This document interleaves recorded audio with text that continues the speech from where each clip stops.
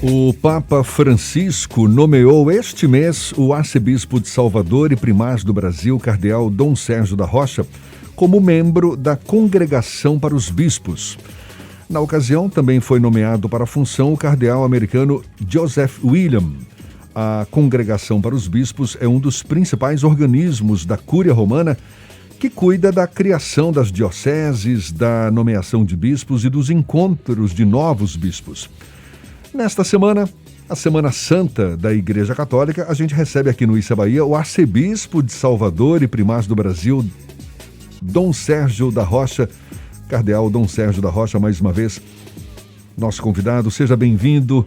Bom dia, Dom Sérgio.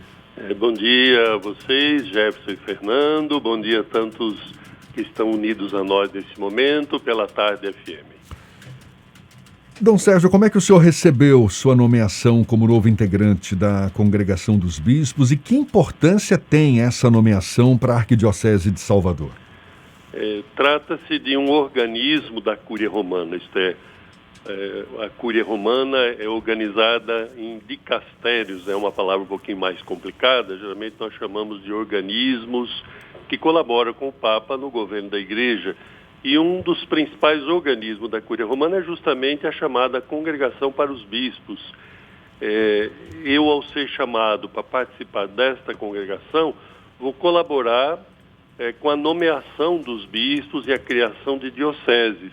Há um trabalho que se faz em cada país, é a Anunciatura Apostólica que faz aquele trabalho de levantar candidatos para o episcopado, de verificar as condições de cada um, de apresentar ao Papa os nomes. Mas esta congregação em Roma, esse organismo da Cúria Romana, é quem tem esse papel de fazer o último passo do discernimento a ser entregue ao próprio Papa. Então tem uma importância muito grande esta congregação. E é claro que o fato de convidar um brasileiro, um bispo, um cardeal do Brasil para essa congregação é um reconhecimento do Papa Francisco da importância do episcopado brasileiro, da Igreja no Brasil, do Brasil como tal, porque não é normal que se chame um bispo de tão longe para participar de uma congregação, de um organismo da Cúria Romana que tem reuniões muito frequentes para poder cuidar da nomeação de bispos do mundo inteiro. Não quer dizer que eu vou ser o responsável pelos bispos do Brasil ou pela nomeação de bispos no Brasil. Eu apenas vou colaborar com a congregação nessa parte que é próprio dela, isto é, quando chega já a parte final de nomeação, e não é só de bispo do Brasil, é de bispo de toda a América, de bispo da Europa, enfim, é de muitos países. O senhor falou que uma das funções dessa congregação para os bispos é a de cuidar da criação de novas dioceses. Isso. E eu queria te fazer duas perguntas. Por exemplo, a Bahia estaria na mira dessas possíveis novas criações de dioceses? Olha, e o Brasil também teria novos candidatos a bispos? Olha, veja bem, o Brasil tem um episcopado imenso, né? Dependendo de como se considera, pode ser o maior do mundo em termos de número, e sempre tem que nomear bispos, tá? Sempre está precisando nomear, porque quando um bispo completa 75 anos, ele deve apresentar a sua renúncia, que geralmente é aceita imediatamente, ou o ano a mais ou dois, dependendo das condições de saúde, enfim. Então, sempre vai precisar nomear bispos e sempre se pensa em criar diocese. Só que a iniciativa da criação de uma diocese não parte lá de Roma, parte do próprio país. Então, dos bispos do Brasil, que se reúnem por regionais, que nós chamamos, isto é, os estados do Brasil são agrupados em regionais da Conferência Episcopal, e aí é que se apresenta a necessidade de dividir dioceses, como ocorreu já com Salvador. A partir de Salvador foram criadas as dioceses de Camaçari e de Cruz das Almas. Isto mais recentemente, porque no passado mais distante, tudo surgiu a partir de Salvador, aqui no Brasil, porque é a chamada diocese primaz ou primacial, porque foi a primeira a ser criada no Brasil. Nós estamos completando 470 anos de criação da própria diocese. Ela surge aí nos inícios já da cidade de Salvador. Então, a iniciativa por criar dioceses, ela é própria dos países. Se faz toda uma análise demorada sobre as condições requeridas e depois se apresenta ao Papa. Só que antes de apresentar ao Papa, esta congregação, esse organismo da Cúria que eu vou participar, que já estou participando, na verdade, ele é que faz o discernimento último, o passo último para apresentar ao Papa, né? Mas é sempre, nada substitui o papel dos bispos locais ou da igreja local. Então, se aqui na Bahia for criar uma nova diocese, isso tem que partir do próprio episcopado local, é claro, a escuta do povo, a escuta aí das necessidades da igreja. Não se cria por criar, é para atender melhor uma diocese. Assim como ocorre quando vai criar uma paróquia. Se cria uma paróquia dentro de uma diocese, justamente para atender melhor o povo, não é por um outro motivo, por um outro interesse. Dom Sérgio, a gente vive nas vésperas de mais um momento sagrado para a igreja, que é a Semana Santa, e mais uma vez sob o estigma da pandemia, que dificulta um pouco o cumprimento das tradições. Como é que a igreja se preparou para esse momento com medidas restritivas ainda aqui na Bahia? Então, nós temos procurado acolher o máximo possível as normas estabelecidas. A igreja se sente corresponsável para poder preservar a vida, a saúde do nosso povo. Essa é sua missão também, sobretudo da vida em abundância, mas nós procuramos ao mesmo tempo dar a devida assistência pastoral ao povo, assistência religiosa. Não podemos esquecer da importância da saúde emocional, da saúde espiritual, portanto, da importância da espiritualidade, da vida espiritual no momento tão difícil como nós temos passado. Então é preciso sim seguir, e eu tenho insistido nisso, os bispos da Bahia têm procurado, cada um na sua diocese, aplicar as normas que têm sido estabelecidas, observar rigorosamente as normas de saúde pública, mas sem deixar de dar a devida atenção, sem deixar de ter as celebrações.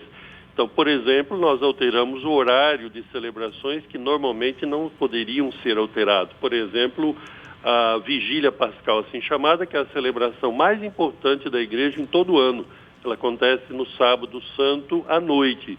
É uma vigília noturna, naturalmente, enquanto vigília da própria Páscoa. Mas nesse ano, por causa das restrições, sobretudo aí do toque de recolher, antecipado para 18 horas, então a celebração pode ser realizada a partir das 16 horas, a partir das 4 horas da tarde.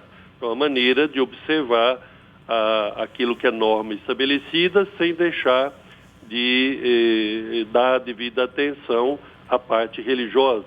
Agora, é bom ter presente que também à noite podem ser feitas celebrações, desde que não haja presença do público. Então, seria apenas transmitidas online, mas de um modo geral, procura-se acolher um grupo pequeno de fiéis.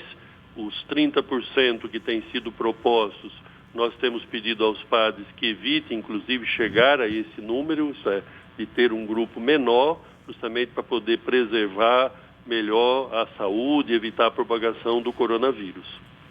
Essas tradições que foram alteradas, principalmente com relação a horários, por exemplo, elas precisam do aval de Roma para ser feita? Como é que funciona esse processo de adaptação? Bem, nós estamos num momento excepcional, num momento extraordinário. Já no ano passado, a Santa Sé, isto é, a congregação religiosa que responde pelo culto divino, chama-se Congregação para o Culto Divino e os Sacramentos, que está lá em Roma, eles já publicaram, autorizado pelo Papa, as normas para a Semana Santa na pandemia com as restrições. Já o ano passado, infelizmente, nós já tínhamos um quadro preocupante, estamos ainda nos inícios, podemos dizer. Este ano, nessa etapa que está se agravando, com mais razão ainda, nós assumimos aquelas mesmas orientações, então é algo que já vem de Roma. A Conferência Episcopal também tem as suas orientações a partir daquelas, e cada bispo na sua diocese vai aplicando do melhor modo possível, porque a realidade é um pouco diferenciada. Há comunidades, há paróquias que não estão tendo a presença de ninguém nas missas, apenas a celebração online, justamente pela gravidade da situação local. Às vezes há bairros de uma cidade, ou então uma cidade ou outra, em que se faz o discernimento de não ter as celebrações com a presença de pessoas. Mas isso jamais deixando de observar aquilo que é proposto. Isso é, nós podemos fazer até mais daquilo que tem sido exigido, não podemos fazer menos.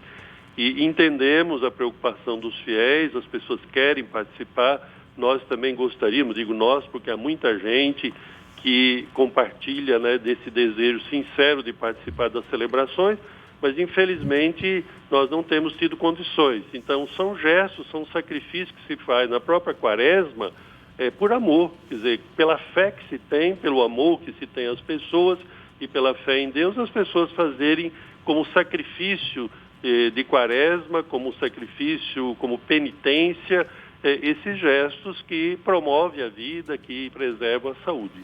Dentro da Igreja Católica, existe uma comunidade que nega a gravidade da pandemia e que de alguma forma tenta forçar a realização de atividades presenciais e até o descumprimento das medidas restritivas. Como é que a igreja lida com esse tipo de situação? Olha, cada bispo com certeza está atento na sua diocese para que não ocorra a transgressão dessas normas que são estabelecidas.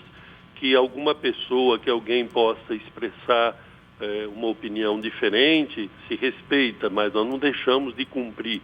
E se há algum problema pontual, se há alguma situação em algum lugar, isso deve ser visto localmente. Eu digo aqui porque nós não estamos falando só aqui com a Arquidiocese de Salvador, nós temos outras dioceses da Bahia com seus bispos, e significa, se há algum problema mais localizado, então esse problema deve ser tratado, porque nós não aceitamos que se possa fazer de modo diferente daquele que é disposto, seja pelas autoridades de saúde pública, seja pela própria autoridade religiosa, porque geralmente nós acolhemos aquilo que vem do poder público, aquilo que vem como norma sanitária, para depois traduzir pastoralmente aquilo lá. Então, se há alguma dificuldade, essa dificuldade deve ser vista, claro, com respeito, mas com a justiça necessária. Então, nós não podemos aceitar, não podemos estimular nenhuma forma de desrespeito às normas que estão estabelecidas, porque nós não estamos falando de teoria, estamos falando de vidas,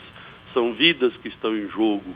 É claro que nós queremos a vida eterna, mas vamos valorizar a vida que é dom de Deus nesse mundo, vamos viver de maneira responsável essa vida, e não só por causa de cada um de nós, pela vida das pessoas que amamos, a vida do próximo que encontramos.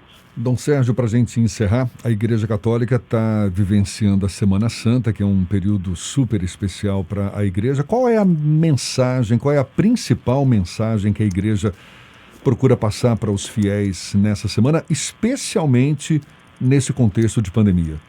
Bem, uma dupla mensagem. Primeiramente, quem volta o coração para Cristo na cruz deve também voltar o seu olhar, seu coração para quem está crucificado com Cristo nesse tempo da pandemia, para tanta gente sofrida que precisa de solidariedade, precisa de apoio fraterno, precisa de uma palavra de esperança e de paz. Mas também nós voltamos a olhar para Cristo ressuscitado. A Páscoa é a ressurreição, é a vida que vence a morte. Portanto, a mensagem pascal, uma mensagem de esperança, uma mensagem de paz.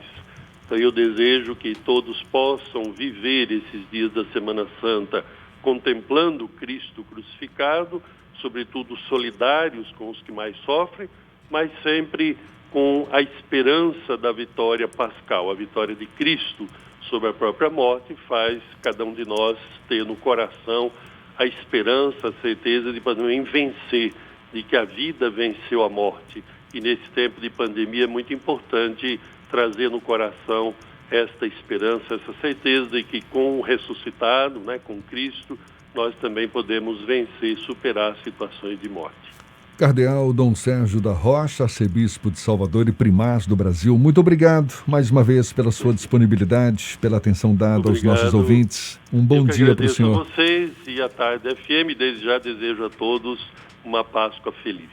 Tá certo, muito obrigado mais uma vez, e é mais um papo que vai estar disponível logo mais na íntegra nos nossos canais no YouTube, Spotify, iTunes, Deezer e Instagram. Agora 8h48 na Tarde FM.